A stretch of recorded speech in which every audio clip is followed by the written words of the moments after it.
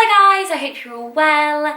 I thought that I'd do another kind of like sit down chatty video today. So today I thought that I would talk about anxiety and my experience with it. So the reason that got me wanting to talk about this topic is that Channel Mum have just launched an anxiety course, which I just think is fantastic. So it's with their resident psychologist, Emma Kenny, and there are tips and tricks and you can have one-on-ones, and I just know it's going to help so many people. I think it's amazing, and I wanted to share my experience of it because whenever people speak about anxiety, I have this perception of what it is. It's having an anxiety attack, like a panic attack. And that's always been my perception of it. And I've always kind of thought, I don't get anxiety. I've never had any experience of it, touch wood, which is amazing. And it's not until I've kind of gone on in my life and done a lot of self-discovery and read lots of books and listened to podcasts and really got into my like positivity and self-care that I've realised that actually I do suffer from anxiety. My symptoms are just quite different to what I've always perceived anxiety to be. Firstly, before I forget, I'll leave a link in the description box below to Channel Mum's anxiety course so you can go and check it out, because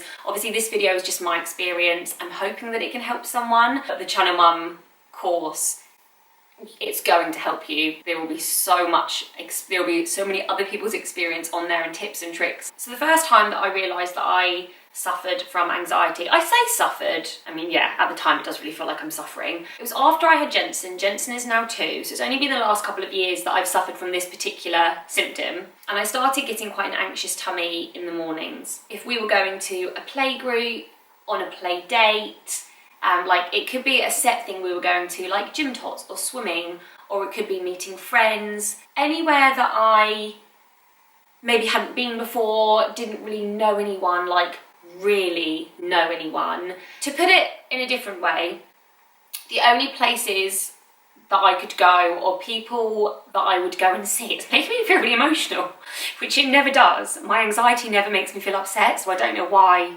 it's making me feel upset now. The only people that I would be going to see and I wouldn't have those anxious feelings of were my husband, my parents, like immediate family, and I would say like a small handful of friends. If I was going to their house or somewhere with them that I'd been before, like a park that we go to all the time that I know, then I wouldn't get this feeling.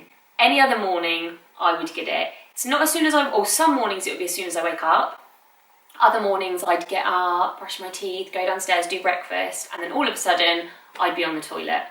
And it was IBS. Again, I didn't realise it was IBS. And then I'd quickly go upstairs, get dressed, and I'm like, oh, I need to go to the toilet again. And this would go on and on and on until I left the house. 9 times out of 10, when I'd get to the playgroup, the friend's house, the place we were going, I wouldn't have those symptoms anymore.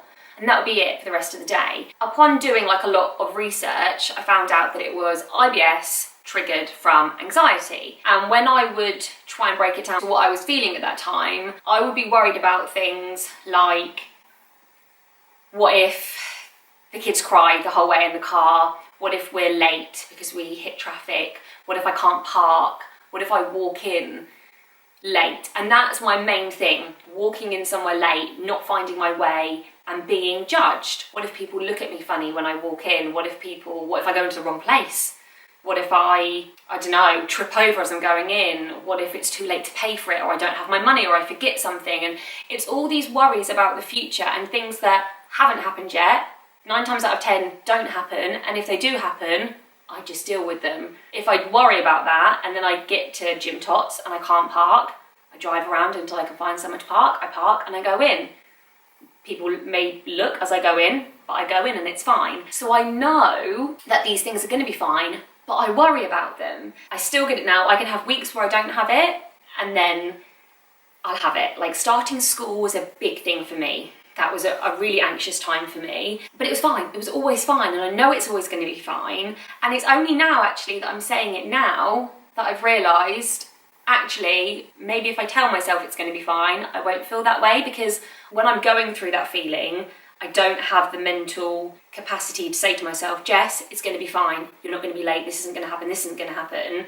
I'm just feeling it. So yeah, I can say to myself at that time, it's going to pass, you'll be fine once you leave the house, because I always am. But I've never actually sat there and said to myself, you're not going to be late, this isn't going to happen, it's going to be fine. So I'm going to try that. I've just kind of helped myself there in this video. So that is was my first example of it. And since then, I've noticed, probably only in the last month or so, I've noticed that I've always done this, and that is that I worry about the future all the time. When I feel low, when I feel upset, any kind of negative feeling, it's usually because I'm worried about how something is going to go, even though I don't have to worry about that yet because I'm not in that situation yet. Sorry, I just had to quickly delete stuff, my memory card was full.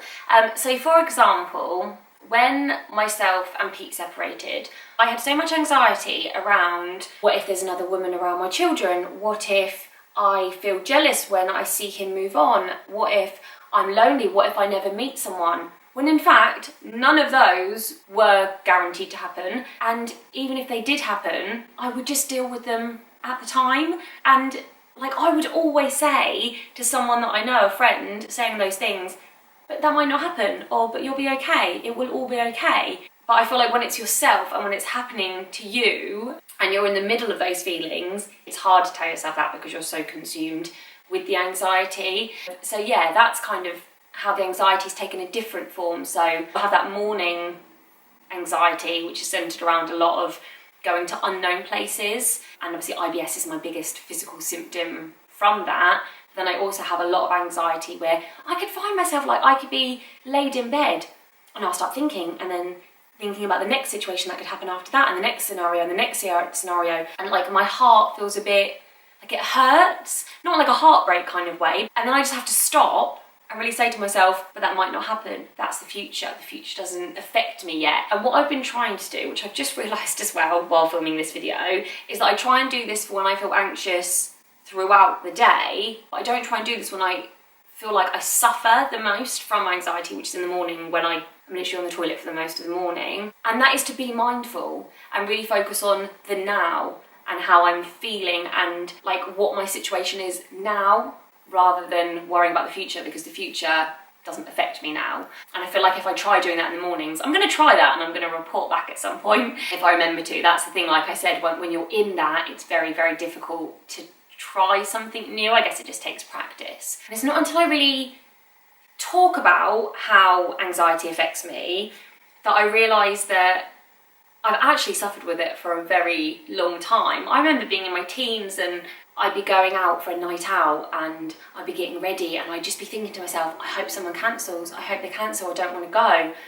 Because I didn't want to have to be cold queuing up for a nightclub. And it probably sounds like it's not anxiety and oh, no girl wants to queue up in the cold in a mini skirt to go into a nightclub, but it would be to a point where I don't want to have to do the taxi journey home, and I don't want to get in late, and I don't want to not have sleep, and all these negatives would be so much that I'd be literally praying that the person I was going out with, friend or whatever, would cancel, and I wouldn't want to go, and I'd get myself so worked up, people are going to look at me when I go into the nightclub and I'm not going to know anyone, and what if my friend goes to the toilet and then I have to dance on my own, and I would work myself up so much. And even when I first had Jasper, I feel like I suffered not from postnatal depression but postnatal anxiety, in that I never wanted to do anything. I never wanted anyone to come round. If I had plans on a Monday, say to go to a baby group, I wouldn't do anything for the rest of the week because that would have been enough for the week. If someone was popping round for a coffee in the morning, there's no way I would do anything in the afternoon because I would have done more than enough for that day. Whereas now, I like to be out and busy every day and doing stuff every day with my kids, but then honestly, I would just hope that people would cancel. If it wasn't my mum or my immediate family or really close friends, I would just hope they would cancel because I don't know, I can't explain why. I didn't want to be around people, and I didn't want it to have an awkward conversation but they weren't leaving yet and I'd want them to go, and I wanted my space and I just wanted to be at home. And this went on until Jasper was about 1. I think it was until we moved quite far away from my family that I actually realised it's not that nice not having people just pop in, and I wanted to then start making the effort. And I remember the first time I went to Southsea Beach with my sister-in-law, I remember it was the first time that I actually wanted to get out and I was excited to go somewhere, and I wasn't worried about traffic and parking and getting back and all of these worries that I know were useless. Worrying is the most useless emotion ever because it doesn't do anything. The more I talk about it, the more I can picture anxiety in my life. So yeah, that's my experience of it. I don't know if any of you guys experience it in the same way. If you do, then let me know in the comments below. Any tips that you've got, any advice? Because I would say my main piece of advice, if your anxiety is centered around worrying about the future, because that's what mine is. Mine's never about what I'm going through now. It's about what I'm worried about happening and going through. It's just to be more mindful, to focus on now, to focus on the present, to practice gratitude for what I've got now, to just free myself of the future and things that have happened in the past that make me think, well, if I do that in the future, it will happen again. I've done a video on my Everyday Amazing You channel, actually, 5 ways to be mindful. So I'll leave that linked below because it helps me. I do it every single day. Different breathing techniques, different focusing techniques. And when I'm worrying about the future and I get myself anxious during the day, it really, really helps. And I do feel myself on a day-to-day basis not feeling anxious as much. It's those mornings that I still need to try and solve. But yeah, thank you very much for watching. I hope that you found this video useful. And if you did, please do give it a thumbs up. Subscribe if you haven't already. And I will see you next time. Bye.